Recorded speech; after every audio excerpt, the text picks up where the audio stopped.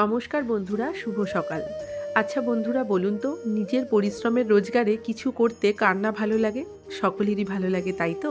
হ্যাঁ বন্ধুরা, একটা আলাদাই শান্তি পাওয়া যায়। আমার একটি ছোট্ট নাচের স্কুল, নটরাজ ডান্স একাডেমি। অনেক কষ্ট করে স্কুলটাকে তৈরি করেছি।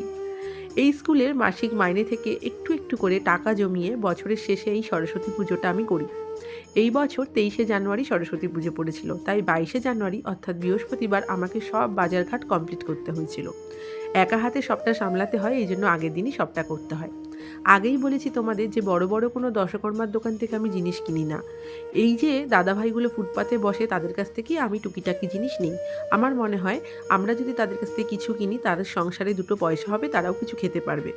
তোমরাও এই সকল দাদাভাইদের কাছ থেকে পুজোর সময় জিনিস কিনবে, কারণ তাদের কিন্তু কোনো পার্মানেন্ট দোকান নেই। যাই হোক, অনেক কথাই বললাম তোমাদের সাথে, এইবার একটু পুজো নিয়ে কথা বলি। প্রত্যেক বছরের মতো এই বছর আমার নটরাজ ডান্স একাডেমিতে সরস্বতী পুজো হচ্ছে। আমি আগের দিন সবটাই গুছিয়ে রেখেছি, ঠাকুরকে এনেছি, সাথে সব বাজারঘাটও কমপ্লিট করেছি।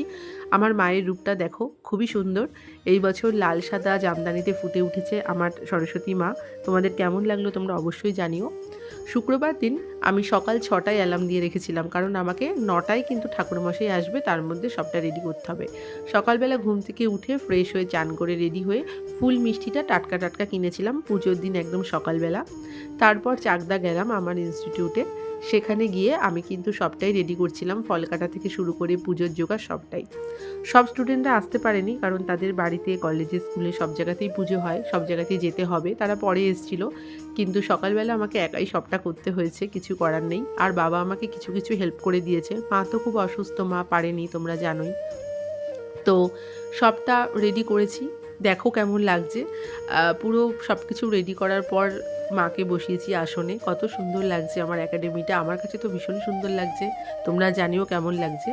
আর তোমাদের বাড়িতে, স্কুল, কলেজে, সব জায়গায় বিভিন্ন শিক্ষা প্রতিষ্ঠানে তো পুজো হয়, তোমরাও আমাকে কমেন্টে জানিও এবং তোমরা সুন্দর সুন্দর ভিডিও আমার সাথে শেয়ার করো। জানি সরস্বতী পুজো অনেক দিন হলো চলে গেছে, হয়তো 10 দিন মতো হয়ে গেছে, একটু দেরি হয়ে গেল তোমাদের সাথে ভিডিওটা শেয়ার করতে, কারণ একদমই সময় পাই না। সারাদিন পর কাজ করে আসার পর রাত্রে বসে বসে এগুলো এডিট করা হয়। যাই হোক, চলো আরেকটু কি গল্প করি তোমাদের সঙ্গে। পুজোর দিনকে আমি এই বছর পুজোর দিনকে ভীষণ বিজি ছিলাম, পরপর অনুষ্ঠান আর প্রোগ্রাম ছিল আমার, তাই একা হাতে সবটাই আমাকে করতে হচ্ছিল। পুজোর কাজকর্ম সেরে নিয়ে তারপর নিজে একটু সাজুগুজু করে নিলাম, একটু রেডি হয়ে নিলাম। প্রথমে আমি আমার মাকে সাজালাম, মানে আমার সরস্বতী মাকে। তারপর আমি একটু নিজে সেজে নিলাম, জানিও কেমন লাগছে আমাকে এই শাড়িটা পরে। দেন 9টা তো বেজেই গেছে মোটামুটি। ঠাকুরমশাই অনেকটাই লেট করেছিল, কারণ 10টা সাড়ে 10টা বেজে গেছিলো। কারণ সরস্বতী পুজোর দিন তোমরা সকলেই জানো যে ঠাকুরমশাইদের ভীষণ ক্রাইসিস থাকে আর তাদের ভীষণ ডিম্যান্ড থাকে। তো সেই জন্য কিছু করার নেই, সবটা বুঝে নিয়েই আমাদের করতে হয়।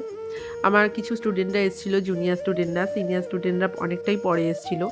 এখানে বাবা শঙ্খ বাজাচ্ছে প্রত্যেকবারের মতোই। বাবা ভীষণ শঙ্খ বাজাতে ভালোবাসে, আর একই রকমভাবে এখনও এই পুজোর সময় শঙ্খ বাজায় বাবা। যাই হোক, আমি এদিকে ধূপকাঠিগুলো ধরিয়ে দিচ্ছিলাম, ঠাকুরমশাই কিন্তু পুজোয় বসে গেছে। এখানে পুজো সেরে আমাকে যেতে হবে বিষ্ণুপুর জাগরণী সংঘ। দেখাবো তোমাদের, জাগরণী সংঘে কিন্তু বিজ্ঞান মেলা ও সাংস্কৃতিক উৎসব হচ্ছে। এখানে আমার জাজমেন্ট ছিল, তো সেইখানে আমাকে রেডি হয়ে 4টের মধ্যে ঢুকতে হবে। তো এখানে কমপ্লিট করে সব কিছু করে আবার সেখানে আমি জাজমেন্টে গেছিলাম। তোমাদের কিছু কিছু ভিডিও শেয়ার করেছি এবং কিছু কিছু ফটোও তোমরা দেখেছো, অনেক ভালোবাসা দিয়েছো, তার জন্য অনেক ধন্যবাদ। এখানে রবীন্দ্র নৃত্য জাজমেন্ট ছিল, সেইখানে আমি গেছিলাম এবং প্রত্যেকের হাতে পুরস্কার তুলে দিয়েছিলাম। ভীষণ ভালো লাগছিল। এই বছর না, প্রত্যেক বছরই আমি কিন্তু তাদের আমন্ত্রণে সেখানে যাই। গত বছরও আমি এখানে জাজমেন্ট করেছি বিষ্ণুপুর জাগরণীর সঙ্গে, এই বছরও আমি জাজমেন্ট করলাম। আর সরস্বতী পুজোর দিন এরকম একটা আমন্ত্রণ পেয়ে কিন্তু আমার ভীষণ ভালো লেগেছে, যে মায়ের ডাকে মায়ের কাছেই গেছি, যাকে ভালোবাসি সেই নৃত্যকে নিয়েই জাজমেন্ট করেছি। এটা একটা বড় পাওয়া বলতে পারো। তারপর সেখান থেকে বাড়ি এসেছি, অনেকটাই রাত হয়ে গেছে, প্রায় 10:30 বেজে গেছে। 10:30টার সময় একটা বিয়েবাড়ি অ্যাটেন্ড করতে হয়েছিল, সেটা আমাদের পায়রাডাঙ্গাতেই ছিল। তো সেইখানেও যেতে হয়েছে, কিছু করার নেই। তো যাই হোক, অনেকটাই কষ্ট হয়ে গেছে, সরস্বতী পুজোর দিন একা হাতে সবটাই সামলাতে হয়েছে, দেখতেই পারলে তোমরা। তো সেখানে আমার হাজব্যান্ড, সন্তাই, সবাই আমার ছেলেকে নিয়ে চলে গেছিলাম। তো দেখতে পাচ্ছ, এটা আমাদের বাড়ির খুব একটা দূরে নয়, একদম কাছেই। সেখানে গিয়ে আমরা একটু ডিনার করেই নিলাম। আর পুরোটা দেখাতে পারছি না ভিডিওর মধ্যে, জানি ভিডিওটা অনেক বড় হয়ে গেছে।